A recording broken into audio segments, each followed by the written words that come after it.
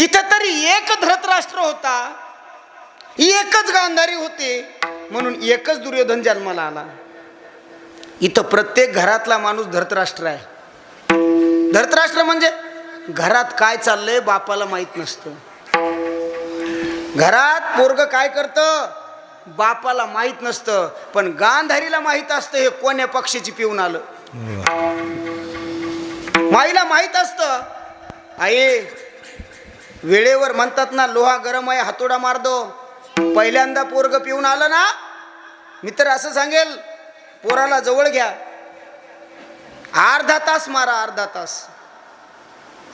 तास मारायचं आणि मग हांड्याकडे जायचं, माठाकडे जायचं, तांब्याभर पाणी घ्यायचं, पोराच्या जवळ जायचं, पोराच्या पाठीवून हात फिरवायचा, पाणी त्याला नाही पाजायचं, आपण प्याचं पुन्हा मारायचं.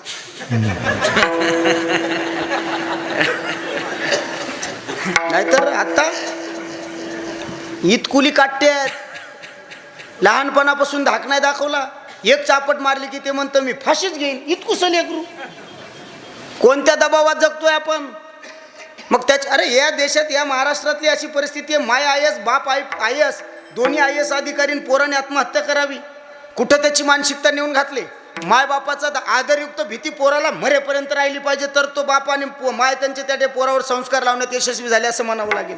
आदरयुक्त भीती शेवटपर्यंत असली पाहिजे. पहिल्यांदा मारा, पोरग पिऊन आलं, नाही मारता आलं चालेल, पहिल्यांदा सोडून द्या, दुसऱ्यांदा तो प्रयोग करा, तरी नाही जमलं, तिसऱ्यांदा बघा, तरी नाही जमलं, चौथ्यांदा पिऊन आलं तरी मारू नका. का?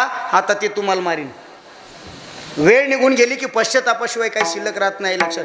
आणि पेणाऱ्याला लोक येड म्हणतात. पेनार येड नाही, पेनार येड नाही. अहो येड कवाच पेत नाही.